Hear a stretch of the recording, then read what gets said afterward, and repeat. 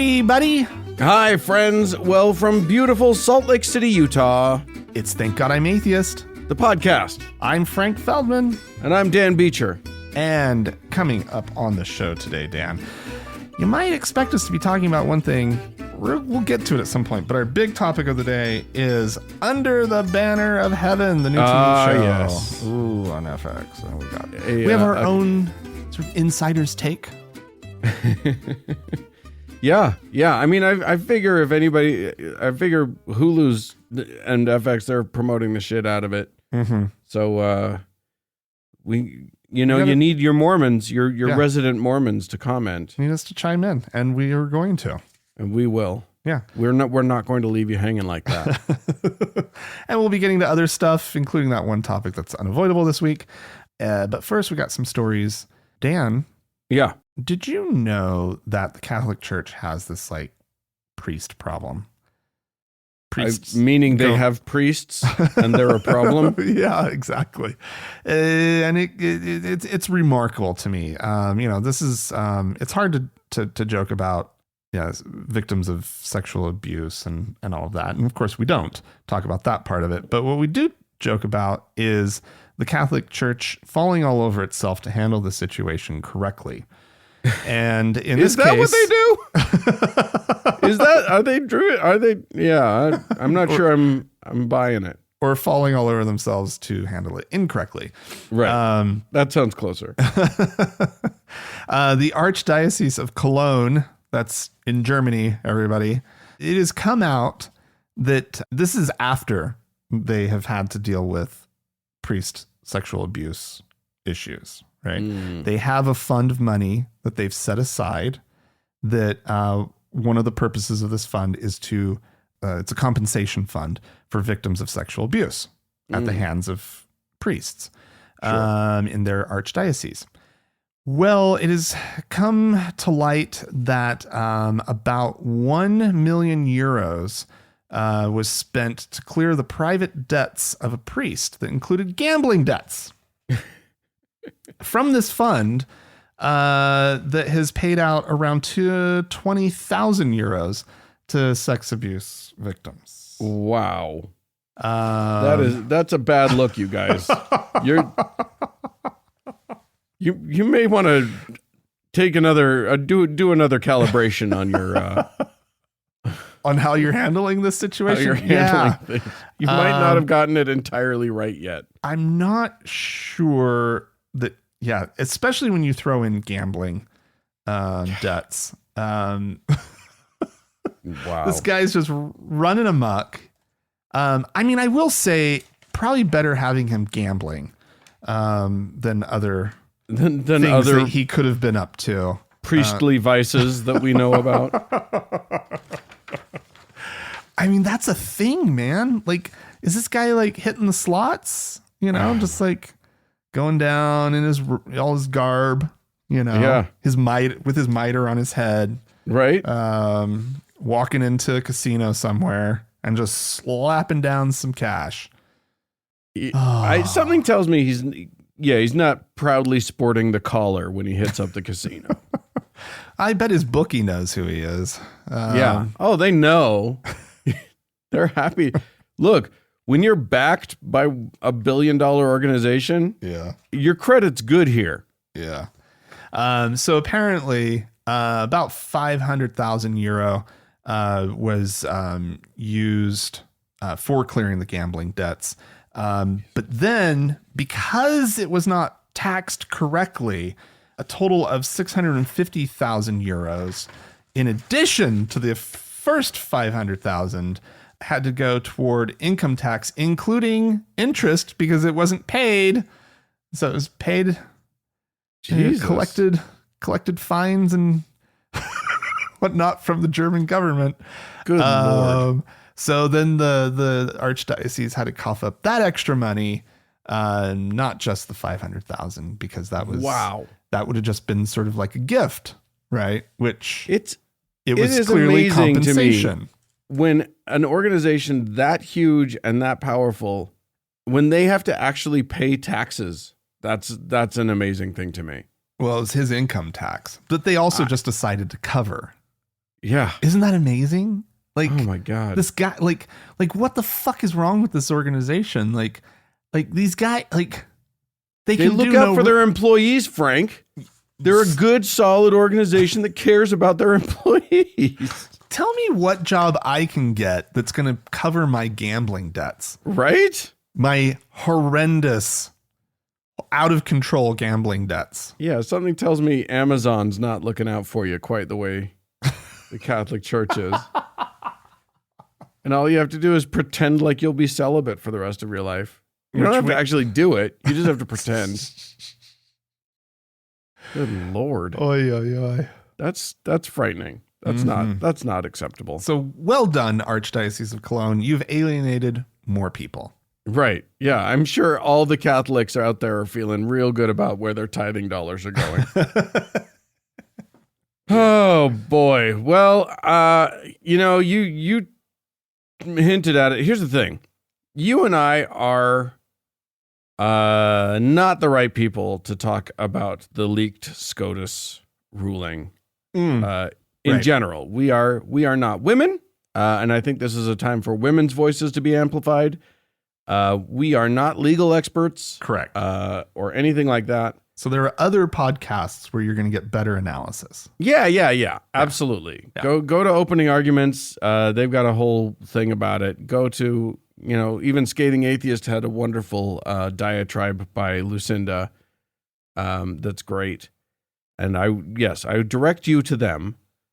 But we do got to talk about it because there's this, and I'm actually making this a SCOTUS twofer, because the SCOTUS also had an actual ruling that is every bit as scary. Not every bit as scary for like medical outcomes for women and for, bodily autonomy and, but it does indicate exactly the same direction. So maybe I'll start with that one, and then we'll build our way up to the other thing, which is that this was an actual ruling. Like, this wasn't a leaked thing, because as apocalyptic as it feels, the abortion thing isn't even a ruling yet. That was just a leaked document, a draft. But it's going to get better as they revise it. It'll only get better. It'll only get. Yeah, it will. It just depends on whose version of better you're talking about. But, the ruling that they actually did was in a case that involves the city of Boston, which the city of Boston, apparently they had this policy that if you had an event at City Hall, you could apply to have your organization's flag flown on the official flagpole instead of the Boston city flag. So they have three flagpoles. One is the one is for the United States flag. One is for something else. I don't remember. Probably the Commonwealth flag. Yeah, something. And then the third one is usually the Boston city flag.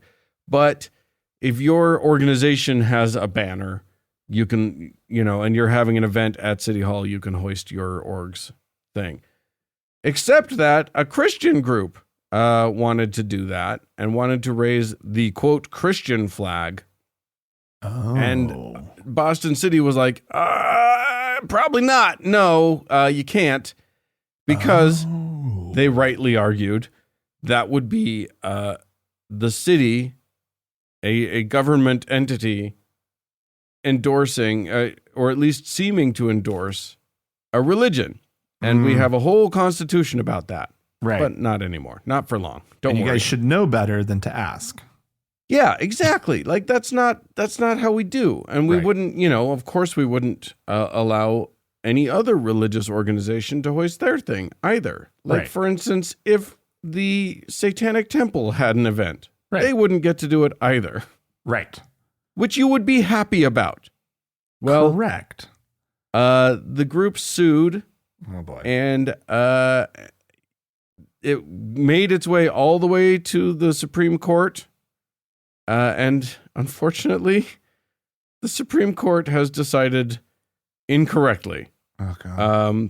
They have decided that no, if you're going to have that policy, of course you should allow a religion to hoist its flag on a government flagpole.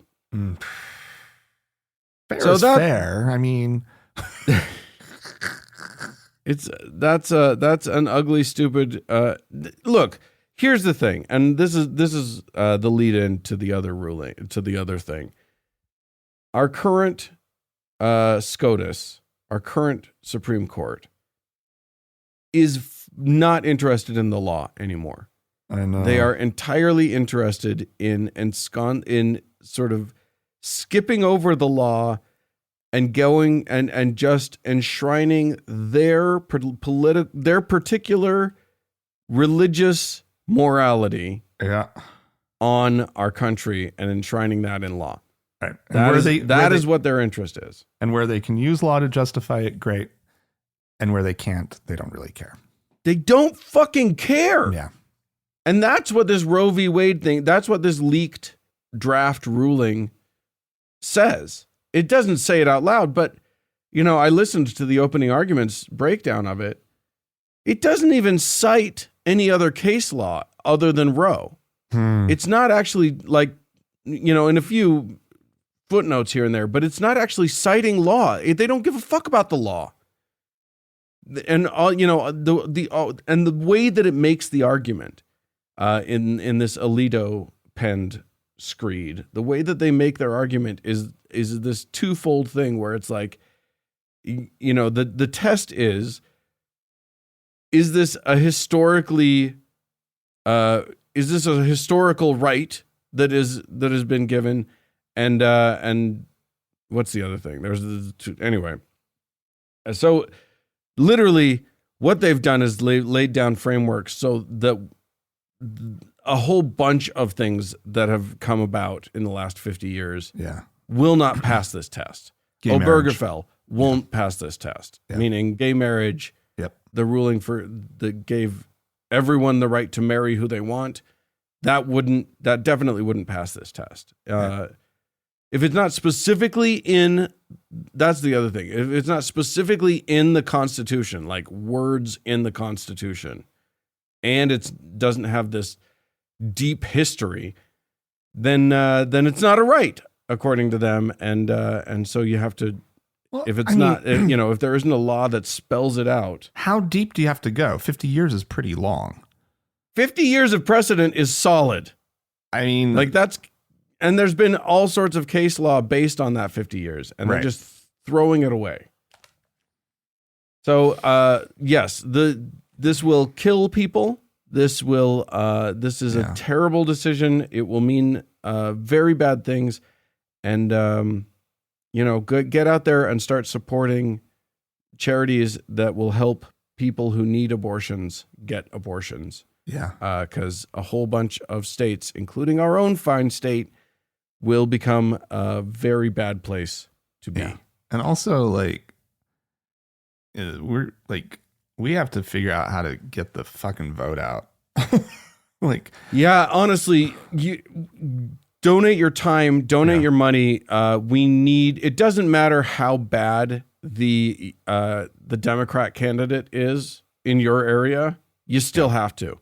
Yeah. Literally right now, they just need the votes. Yeah. And we as a bloc, I'm not a Democrat. I'm not a registered Democrat. I don't like the Democratic Party. I think they're ineffectual. But we got to get, we cannot allow the right, the GOP, which is a far worse party, to take over the Senate to regain power. Absolutely. It would just be disastrous. Yeah, I know. We're in a really tough spot right now as a country. It's the darkest of timelines. Us on the left, wherever you are on the left, this is, we outnumber the right. I mean, and we definitely outnumber the Christian fundamentalists. The people who are achieving this represent 20% of the country. And yet they're managing to get their entire agenda going. It's terrifying is what it is. Yeah. All right. Well, speaking of terrifying religious nut jobs. Okay. Hooray. What a fun lead in. At least I guess we can say these ones are no longer members of our military. This has to do with the fact that the U.S. military, all branches of the U.S. military, have required the COVID vaccine for all of their members, employees, and whatnot, right? At all levels of rank.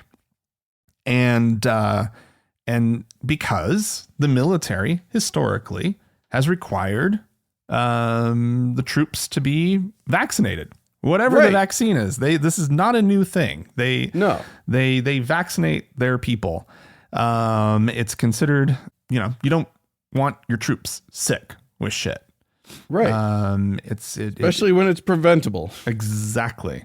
But nonetheless, Air Force, I guess I should say former Air Force Captain Jordan Carr, former Army Major Samuel Sigaloff, and former Air Force Master Sergeant Nicholas Cupper recently went on to Matt Gates's podcast. Matt Gates has a podcast? Yeah. We're in the same industry as Matt Gates. I don't feel comfortable with that. We're in the same industry as a lot of people. That's true. Anyway, he has a podcast. He's that nasty Republican member of Congress. And probable sex trafficker. From Florida. Allegedly. Probable alleged. / alleged probable. Anyway, they went on to talk about how they feel like the vaccine mandate is a, quote, religious purge of the U.S. military. Wow. A purge is what they think is going on here. Yeah. I would love to know if they've just picked that word because it's provocative or if they actually legitimately believe it. They probably believe it. Because they say Jordan Carr, he's the Air Force captain. He said, if you were a believer and you were listening to this podcast, you need to understand that God-fearing service members are being intentionally purged from the services. I mean, these people cannot possibly be paying attention to anything that's happening in this country. No. Another one of them said, it's a purposeful purge. Anyone who would disobey an unlawful order is being purged out of the military. And there is a shadow policy in place that is protecting all of these people, enforcing this shadow policy. Apparently that guy is a doctor. He's a family medicine osteopath. What he's saying is that it's unlawful because military healthcare providers are administering the Pfizer vaccine that was authorized for emergency use rather than the brand named product also from Pfizer that has full FDA licensure. That's the Comirnaty, I think is what it's called. But they're the same thing, right? It is literally the same thing. The FDA has said the FDA approved Comirnaty and the FDA emergency use authorized Pfizer BioNTech COVID-19 vaccine for individuals 12 of age and older, when prepared according to their respective instructions for use, can be used interchangeably to provide the COVID-19 vaccination series without presenting any safety or effectiveness concerns. But these guys, they are just grasping at straws, anything that they can find to object to this, because the one was produced in a period of emergency use authorization and the other was produced after it had a brand name. And it's like, so they're okay. Are they saying they're okay with getting the vaccine as long as it has a brand name on it? Because, okay, let's find it for you. I bet you could go out and just get it and show that you did. Yeah. I mean, like, what it proves is that this is all bullshit. They are literally not remotely interested in the truth of the matter. What they're interested in is the talking points. They've been given this word purge. Yeah. I'm certain by some right-wing messaging guru. Absolutely. To try and scare people. Yeah. And it's going to work. Oh, totally. And it's just like, no, if anything, all this did was purge some nutcases out of the damn thing.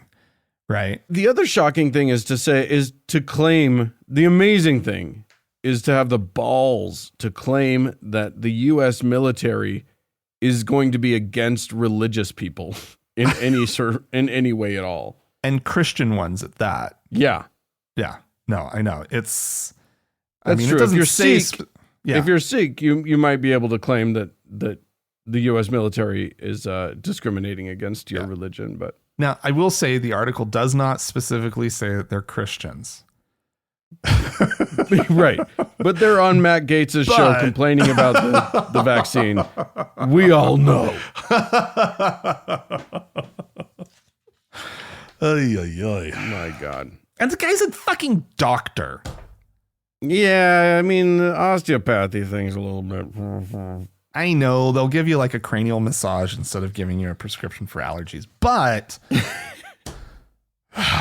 it's like, it's literally funny because a DO is actually like, they get all of the legitimate medical training, unlike say a doctor of naturopathy, which is a totally different thing, and they're not doctors, and that's a DO is at least a doctor, but then they've got this like extra add-on thing that is bullshit, and that's just for fun. Yeah. All right. Well, I'm going to talk, we shit on a lot of Christians. Why not shit on somebody Jewish for a little spice, a little fun? This'll be fun. So the Anti-Defamation League, the ADL, has long been basically the watchdog, sort of one of the go-to watchdogs of anti-Semitism. Right. And anti-Semitism is a growing and real problem here in the United States and elsewhere in the world. Unbelievable. Kind of all over the world, but we have a real special relationship with it. So, we need watchdogs paying attention. Yes. But there's a problem. And that problem, so there's always been this bit of an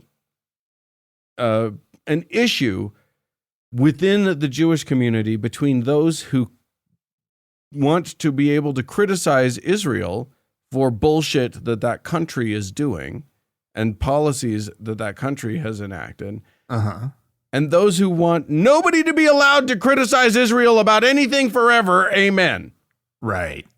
And it turns out that the ADL is now led by a guy named Jonathan Greenblatt, who has now taken the step. They've hinted at these ideas before, but he gave a speech in which he called out specific many Jewish groups that are taking Israel to task for their treatment of the Palestinian people.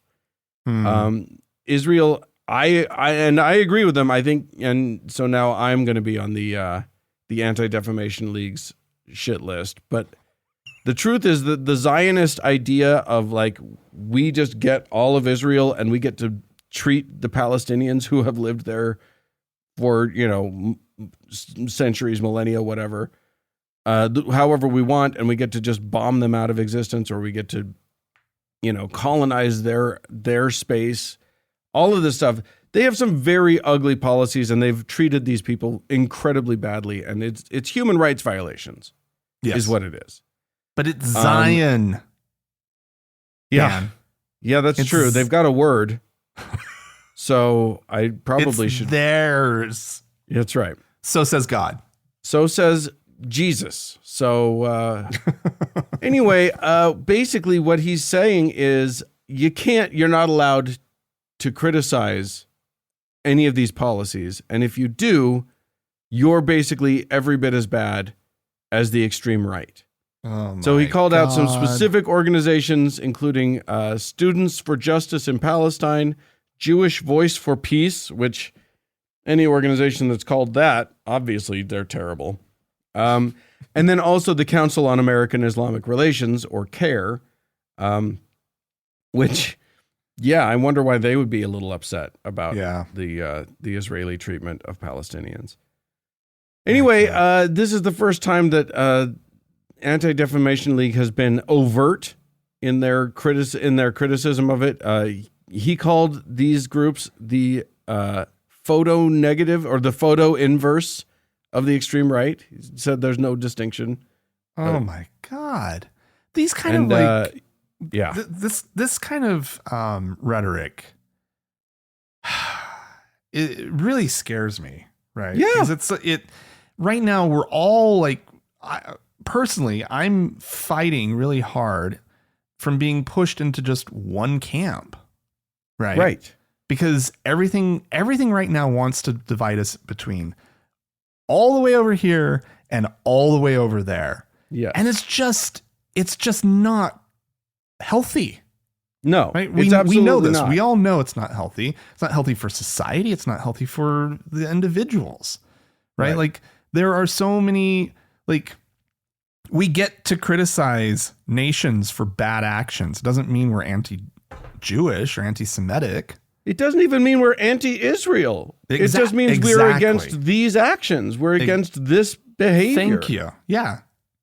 Another shade of gray in between the white and the black. Yeah, it's just like, and when you do that, when you decide that you're going to call out anyone who even criticizes the criticizable stuff, yeah, it has this chilling effect on the dialogue, which is clearly by design. Yeah, they are trying to shut everyone up and make it so that it is like literally politically untenable to level these criticisms because you know that you will be then accused of anti-Semitism.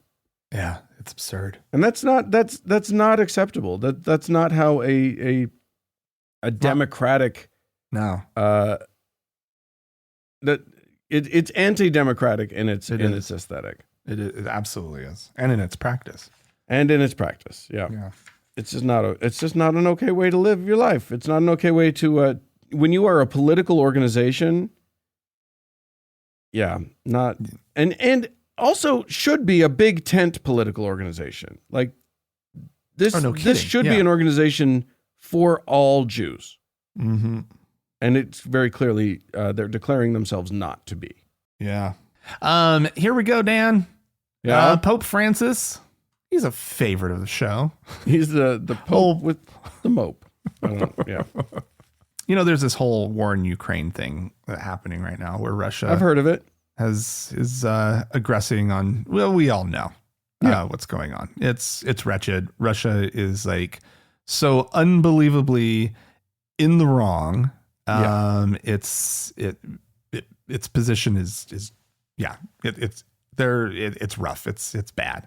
Who would have thought that the thing that could unite people from the left and right of these United States is a blue and yellow flag? I know. But Pope Francis, he has officially warned the leader of the Russian Orthodox Church, that's Patriarch Kirill. Yeah. How do you pronounce it? However, I don't know. Do you know? Is it Kirill? No, I don't know. I have no knowledge of Russian. Do you roll the R? Is it Kirill? Are the L's a Y sound?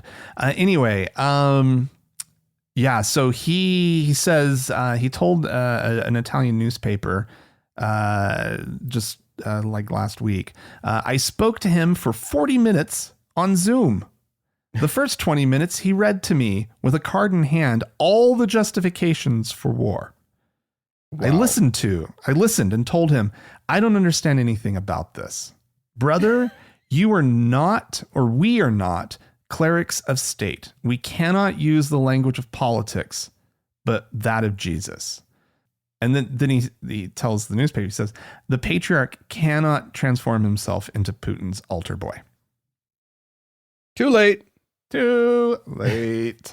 Also, nobody wants to be an altar boy. Especially Putin. You guys are still using that phrase, huh? Yeah. Yikes. There's only one thing we think of, Pope, when any Catholic says altar boy. Yeah. I will say this, reading this article talking about Ukraine, so forth and so on, it did make me realize that Putin has achieved something that was really important in this whole war thing. And so I think some credit should be given. He's officially gotten everybody, just by getting Ukraine into the news so much, to drop the. It's no longer the Ukraine. No, that's true. We that's all true. are on board. It's, it's cleaner, right? It's not the Ukraine. It's just Ukraine. Just Ukraine. It's cleaner. We figured it out. Thanks, Putin. Thanks, Putin. No, this is obviously the Pope is trying, of course, to use his influence to try to get this, ding dong patriarch to stop using his influence and lending credibility to Putin's war. It's not going to work. It's not going to work. The Russian Orthodox Church has already said that this is regrettable. The Pope's comments are regrettable, they say. And apparently this patriarch guy, he's included on a list of individuals who will be in the next round of European Union sanctions against Russia. Yeah. And the Russian Orthodox Church is none too happy about that. They said through a spokesman that sanctions were way out of touch with, quote, common sense. Because if there's one thing that I credit Russian religion for, it's being in touch with common sense. Common sense. It's on brand, right? Apparently, he feels like this conflict, he's framing this conflict between Russia and Ukraine, which it's the wrong word. Conflict's wrong. This aggression by Russia and Ukraine on Ukraine. This he sees it as a conflict. Invasion. Yeah. He sees it as a conflict that's an extension of a fundamental culture clash between the wider Russian world and Western liberal values, exemplified by expressions of gay pride. What the fuck does gay pride have to do with any of this? Because Ukraine's gay, dude. Clearly. Have you ever seen how gay Ukraine is? I have no idea what the state of their LGBT QIA community is, but no, I doubt it's as hateful as Russia is toward their community. Yeah, clearly. Clearly. Okay. Well, thanks, Pope, for fixing it. I keep reading. It's funny because I keep reading headlines as I do. I've never actually chosen one of these stories, but the Pope keeps talking about ways that he's going to work to fix this Ukraine thing. Oh, and I just keep thinking, dude, you've got nothing here. There's nothing for you to do. And it's not.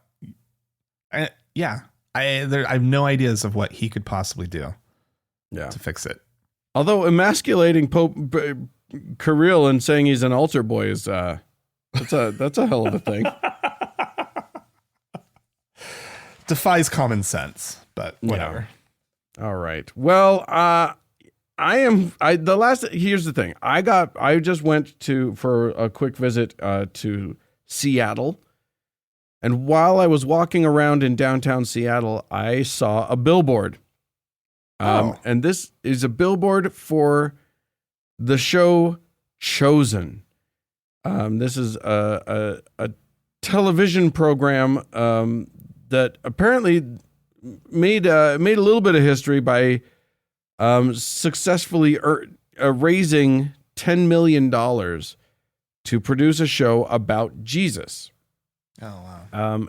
I don't even know what network it's on or where. I guess I should know. The first season is available on YouTube. Don't go watch it.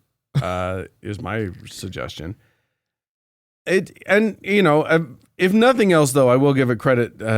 All the people on the billboards look brown, so that's nice. At least they decided to make Jesus Middle Eastern. It's a start. Anyway, this billboard that I saw, it actually it looked scribbled out. And instead of just saying The Chosen, it said chosensucks.com. The Chosen is boring.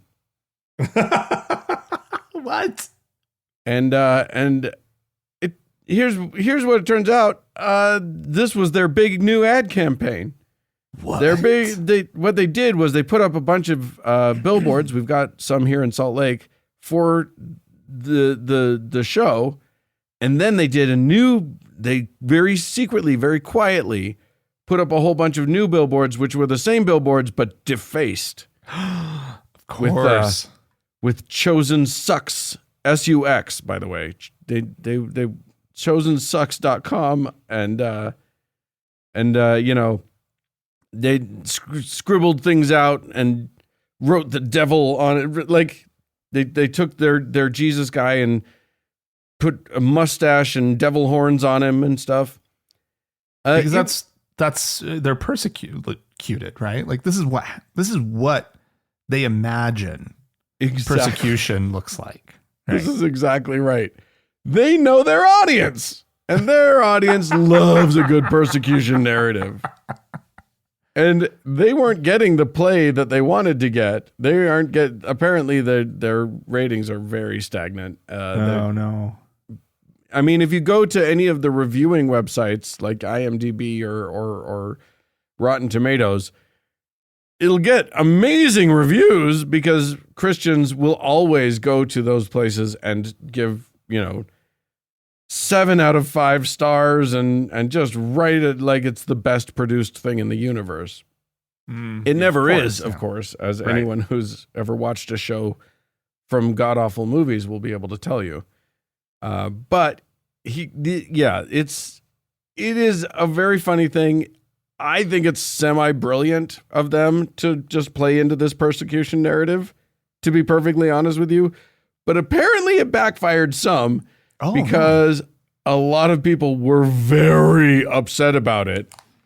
And the marketers of this thing did not, in fact, make it clear to their viewers that this was a marketing tactic. And people got real upset. So Dallas Jenkins, who is the creator of the show. There has to be a wink in this kind of thing, right? Like you have to be able to look at the thing and know that it's actually an inside thing. Yeah, right? That's how you communicate it to the people. Yeah. Right? The truth is I look at it and it's very obvious to me. Right. You can't just eat more chicken on a billboard. Right. You have to put a cow on the billboard. Yeah. Like this is, yeah, exactly. Writing it out. Oh, man. But no, they just decided to put up a bunch of billboards claiming that their show sucks. And then, so literally the creator of the show, Dallas Jenkins, had to put up an apology where he said, "I made a big mistake. I just want to apologize to you who are watching and who saw those billboards as a core, passionate, loyal fan of the show and felt defensive of the show." Dude, that's exactly what you wanted to make happen. I don't think his apology is real. I think he just wanted to, he wanted everyone to feel that righteous indignation that they obviously immediately felt. Yeah. But get some headlines. Yeah. And it works to some extent. About it. We're talking about it. Yeah. So I didn't even know it was a show. I'd seen the billboards. I didn't know it was a show. Yeah, I actually Googled it because of the billboards and found out what it was and was like, bleh, no. See, I refuse to let billboards work. I will not go home and Google something that I see on a billboard. I won't do it. Okay. Don't let it work. Take your stand. Let them waste their money. Yeah, that's what I say. Okay. Anyway, there you go. Listen, if you would like to see other shows advertising that they suck, you can tell us about it by writing into us, podcast@thankgodimatheist.com.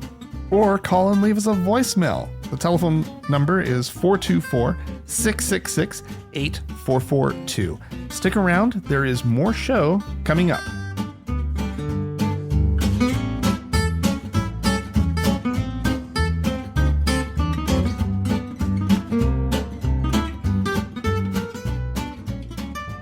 Well, Frank, Dan, it is political season. We're in a run up to some elections.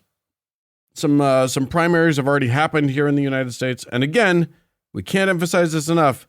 You got to be engaged. Get engaged politically. No kidding. You have to. That said, this means that some campaigning is happening out there. And one of the guys who's going out and campaigning for various GOP candidates specifically is a guy named Stu Peters. That's Stu spelled S-T-E-W, like the soup. And Stu is out there. I guess he's a radio personality at this point. And he is a fucking nut job. And the thing is that the nut jobs, like the lunatics, have 100% taken over the right-wing asylum here in these United States. And the rhetoric that you're about to hear Stu use, he's campaigning in this video for Idaho Lieutenant Governor Janice McGeachin. This is no longer like absurd buffoonery in the American political landscape. This is legit, like what people are saying. This is now legit what people are believing about the left here. And I think we need to not be dismissing it anymore. We need to be taking it terrifyingly seriously. So I'm going to play it, and here we go. Today's enemy, today's uniparty rhinos and liberal Democrats and communists intentionally mutilate themselves for the sake of being transgender. So the only way that they can ever reproduce is by stealing our kids. Right. And then filling their brains with poison. That's how they operate. And we have to call them out. These are the people who want to steal and poison and groom and, yes, rape our children. That's right. No way! They're demonic. Literally, I think some of them are actually possessed by demons. Yes. I mean, do you agree? Yes. And that might seem like shocking language. But you know what? Good. Good. I'm glad that it is. Oh, Jesus. So what you got there is someone claiming straight-faced to a crowd of people that so Democrats are, first off, they are communists, and that rhinos, meaning Republicans in name only, meaning not extreme enough right-wingers, are all in the same boat.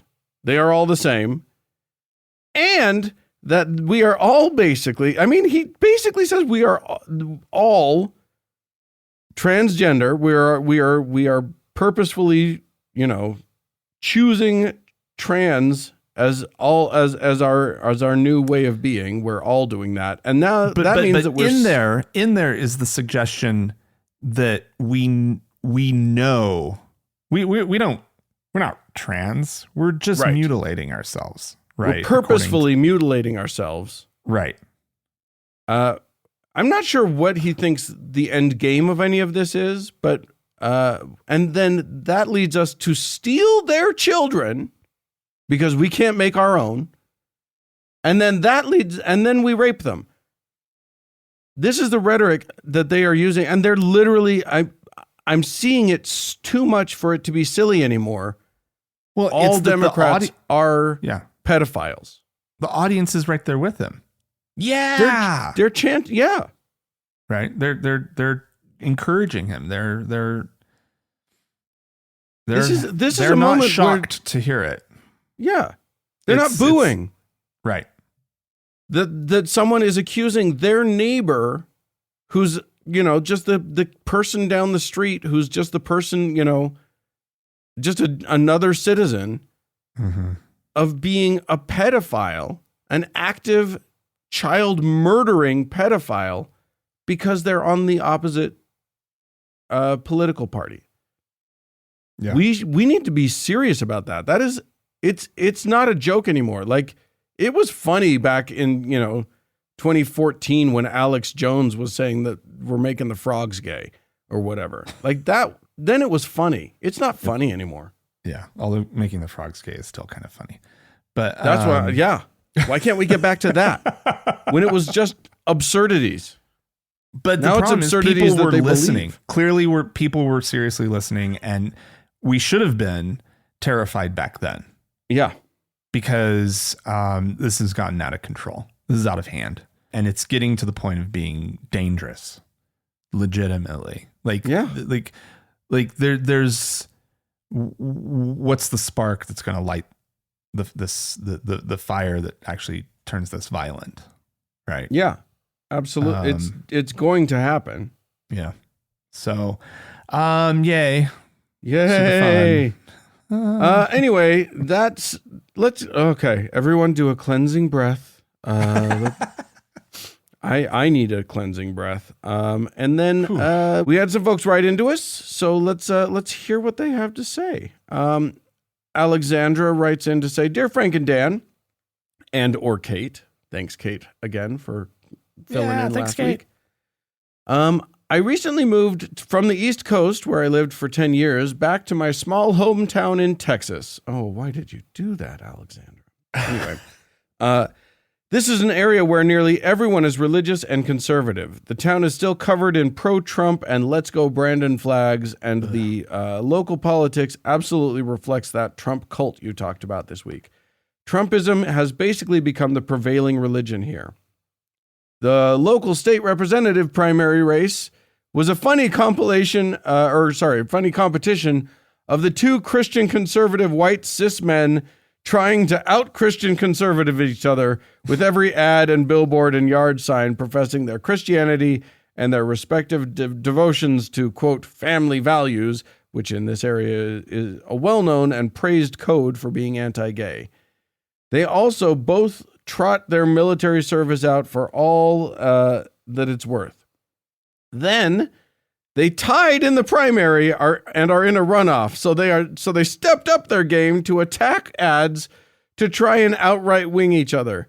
I shit you not, both claim heavily to not only support Trump, but to have been the, quote, first local politician to support Trump.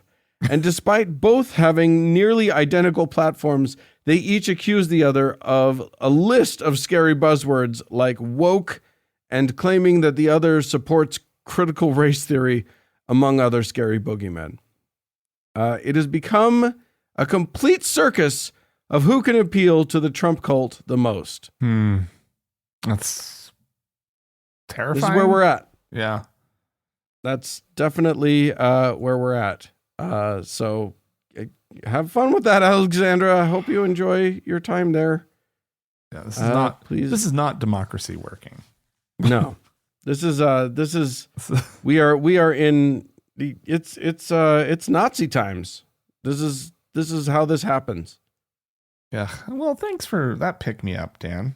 Well, blame Alexandra. That wasn't me. That's Alexandra writing into us. I'm blaming you, Dan. Okay, fine. Well, maybe on a nicer note, here's another one. Hi, Frank and Dan. I was just listening to another podcast which asked for donations, and it made me give money to you instead. Which, well, I'm not sure how that works, but I think we should do more of it. You guys, listeners at home, every time a different podcast asks you for money, donate to us. I like this plan. I think it's great. I think we're working. So the first person that we need to thank today, and by the way, this is a listener from Switzerland, so that's neat. Thank you, awesome. Celine is now we're going to give you the magic powers of a deacon in the Mormon church. You are now a Mormon deacon. Congratulations. Yeah. And you didn't even have to give them any tithing money. So that's even better. A pretty neat trick. Lots of rights and responsibilities, Celine. That's right. Do we have some other folks to bestow magic powers upon? We do indeed, Dan. We have actually a handful of new patrons on Patreon. We have two new deacons. We have Alina and Heather. So thank you to the both of you. We have two new priests by the name of Caroline and Alexandra. Thank you to the both of you. It's a bevy of priesthood having women. I like it. Except for Alan, who's a new patriarch. Ooh, Alan. Way to go, buddy. Well done. And thank you for joining the ranks of our priesthood holding supporters. And as always, Dan, we have our top donor to thank, but things have been moving around a lot lately. Ooh, there's moving and shaking happening. And it's Austin again. Austin! So thank you to our Lord and Savior, Austin. Woohoo! If you'd like to join these fine folk, please go to our website, thankgodimatheist.com, and click on the support tab. And stick around. There is more show coming up.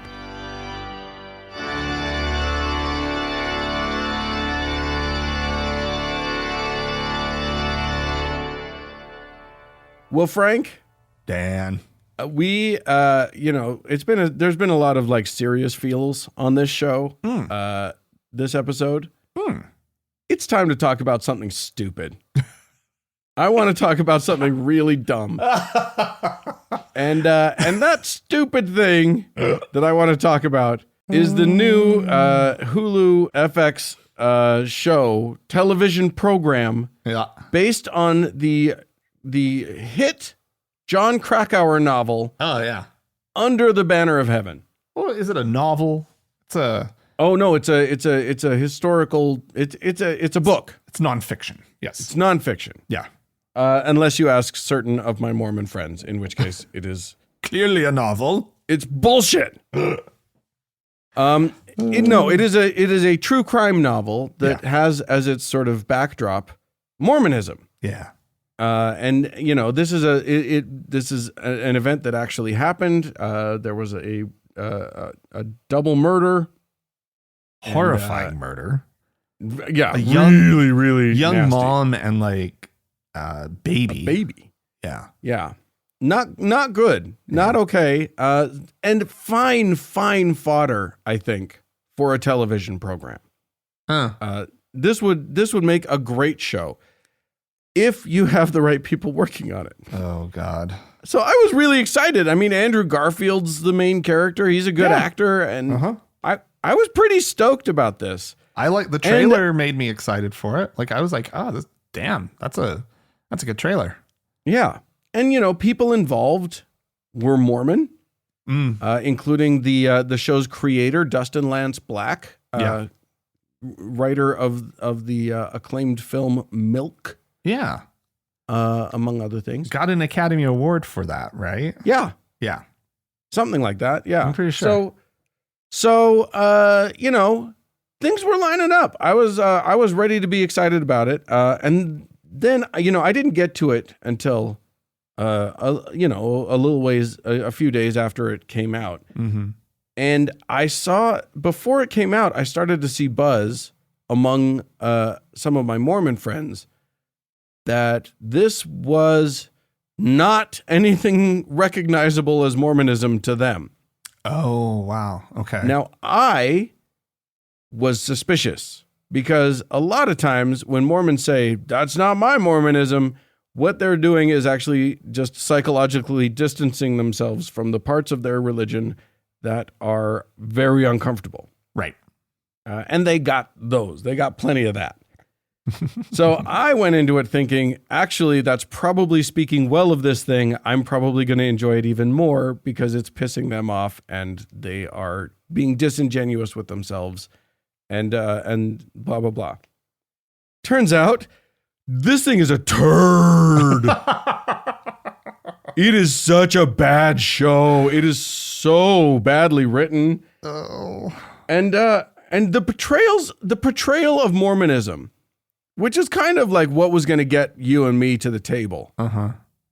What are your thoughts on how Mormonism, because there's actually two kinds of Mormonism portrayed in this. There's a fundamentalist Mormonism. These are the murderers were a crazy fundamentalist sect of Mormonism, like an offshoot nutball version. And then there's the mainstream Mormons who are just, you know, they belong to kind of a weird religion, but they're just normal people.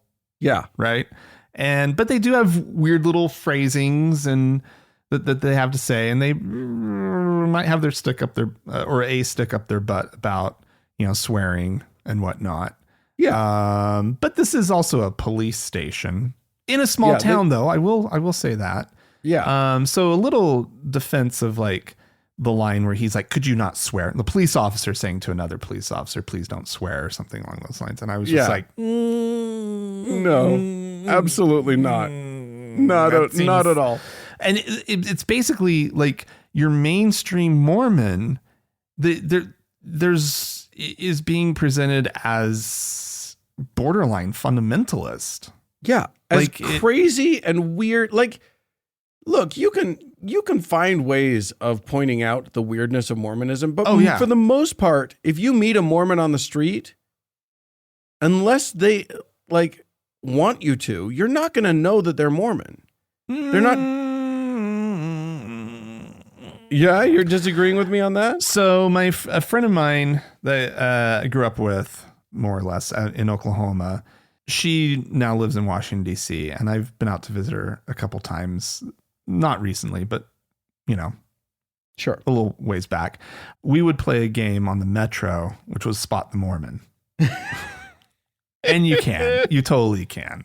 Now, granted, it's DC, and there are a lot of Mormons to look around. For. Yeah, that's true. Yeah. I'm saying if you didn't grow up with it, if you're not a Mormon and you don't really know Mormonism pretty intimately. Right. It's just some sort of really maybe a really straight-laced person who, right. Yeah. And like, but not that odd. You and I know how to look for the goofball Mormon underwear and all of that sort of thing. I will say Mormon grandparents are a little weird. I didn't have Mormon grandparents, so I do spot how weird they are. And it might be kind of a generational thing, okay, as well. Maybe like today's Mormon grandparents aren't as weird as I see Mormon grandparents. Yeah, sure. And I will say Mormons, they do things like what's portrayed in this show of like, morning family prayer. We always did family prayer. I gather your family didn't really do family prayer that much. No, not really. But that's definitely like, that's a legit cultural thing that Mormons do. And religion, here's the thing about Mormonism, and this is what I think makes it really hard for a writer to get right, is that religion is really on the surface, right? It's always swimming really close to the surface in Mormon life. Sure. Right? And probably fairly broadly, speaking about Mormons in general, right? Like that's a really, religion's there. They do decorate their houses in pictures of Jesus and other Mormon, artwork, and pictures of like prophets and whatnot. Like that is stuff that is hanging up in their homes. Absolutely. And so I think they got a lot of the set design probably pretty right. But what is funny is there is not a single shot inside of one of these Mormon homes that doesn't have a picture of Jesus in the background or a picture of a temple in the background, or like it is so heavy and they just layer it on so much that it was distracting from also the poorly constructed story. Yeah, 100%. And then, and so like if people were to watch this show thinking that they're getting a view into what a Mormon, just a standard Mormon household is like. Yeah. Like people are they're using the words Heavenly Father every time they refer to God. Yeah. That's not how Mormons talk. Mormons use that word, that phrase, Heavenly Father, sometimes, but for the most part, if they're just talking about God, they'll either say God, they'll say the Lord, they'll say, all of these other monikers are just as frequent. Yeah. The Lord being really big, the Savior being really big. Yeah. God, I don't know. I always found that word was sort of less. God used. is less frequent. Yeah. I think you're right. But where I saw it being funny is where it's like when Dustin Lance Black sat down to write and he had an impulse to say for a character to be like, oh my Lord, or oh my God. Right. He would have them say, "Oh, my heavenly Father," Right. which they don't do. They don't just No one substitute says heavenly that. Father and like they would say, "Oh gosh." If they're going to say anything, it's gosh, Right. or oh my heck. "Oh my heck" would have been perfectly on brand for Utah Mormons. Absolutely. Which actually makes them seem even weirder than "Oh my heavenly Father." And so, but I mean, Dustin Lance Black isn't from Utah. He grew up Mormon, like in Texas or something, right? Right. But he's not from Utah, so he didn't have that. I'm not from Utah, but I've spent a lot of time here. And we know one of the consultants on the show, Right. and he didn't grow up in Utah. So I just kind of was wondering where the real insider voices were coming from in the writing of this thing. And I don't, they're getting a lot of that cultural stuff really wrong. I will say one thing that stood out to me that I really loved, sort of an age accurate casting of a 14-year-old Joseph Smith for the first vision. It completely changes the perception of that moment because the church always casts like an 18, 19-year-old man in that role. And it changes the believability or the plausibility, even though it's completely implausible and unbelievable. But there's something about it being a 14-year-old where it's just completely dismissible.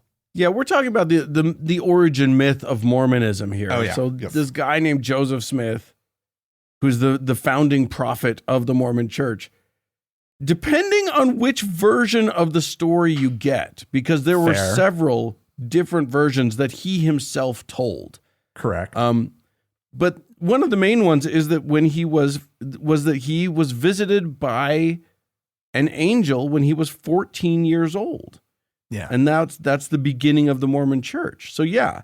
Not an angel. Heavenly Father and Jesus Christ appeared to him. The first visit was an angel who said, go and meet Jesus and God. Are you sure about that? I thought Who the Joseph fuck Smith cares? To be honest, who the fuck cares? I always A thought child has a heavenly visitor is the story. he goes to the sacred grove, he prays, and then that starts all the insanity. Is how I remember it. But anyway. Well, yeah, the first one's in his room. Anyway, it doesn't matter. It doesn't fucking matter. What matters is, why the fuck was Joseph Smith included in the Under the Banner of Heaven at all? Because while you and I can draw inferences about that, about like, you know, we're talking about some rituals and some stuff that does apply to the crime. This is a true crime TV show. Right. That's what this is. And yes, we need to understand that there's sort of sex dynamics at play, meaning gender dynamics at play that relate back to Joseph Smith and whatever. They don't make any of that clear in the episode. They just literally flash back to this guy. They don't make it they don't clarify who he is, what the significance is. It's literally just what the fuck is happening. Mm-hmm. Yeah. The big crime of this show isn't the murder that they discuss. It is the writing. Oh God. It is so bad, you guys. There are these enormous. Don't watch this show. Do not watch it. It's terrible. There are these enormous info dumps where it's just they just dump a bunch of exposition on you as ham-handedly as is humanly possible. Yeah, and then they don't bother to explain entire giant other things. Yeah, it's I think there's one problem is just the writing in general, but the other problem is in the adaptation, right? And so like Under the Banner of Heaven, I went and I pulled it off the shelf and kind of skimmed through it to kind of remind myself of it. There's so much side story in it, right? Like it's not just the story of the Lafferty brothers and the heinous murder that they committed. It is also the story. Alert.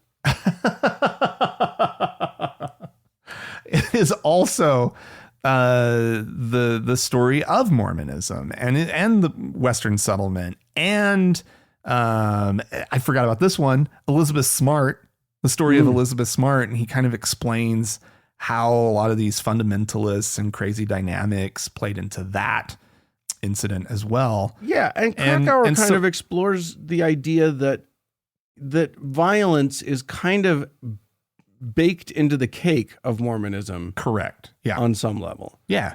And so that's how the book works, right? Right. But obviously the story that is the story of a television show adaptation should be the story of the murder. Right. Especially in its first episode. Don't get all like tangenty on us in the first episode. Yeah, you gotta let us know what the hell you're talking about. Exactly. And so like oftentimes I've noticed in these series that have like important backstories, historical and whatnot, that usually comes in like the third, fourth, fifth episode, right? The show takes a little detour for a minute to get to that stuff that you also kind of needed to know. Not that you always have to follow the established pattern, but if you're going to take tangents in the first episode, you better set them up really well. Go with what works. Yeah. But and this just wasn't. It was really sad. And it's some of the worst dialogue I've ever heard. Oh my God. It is so bad. So if you do watch it, and we're saying don't, just know that you're actually not getting any insight into Mormonism, despite the fact that they had, theoretically people in the room who should have known better, consulting on this thing. It's absurd. It's nothing like that. And here's the thing. For a guy who does a podcast about that basically is an anti-religious and specifically anti-Mormon podcast, I don't like Mormonism. I don't think it's good. I think it's a net negative on society. So you can call me anti-Mormon, sure.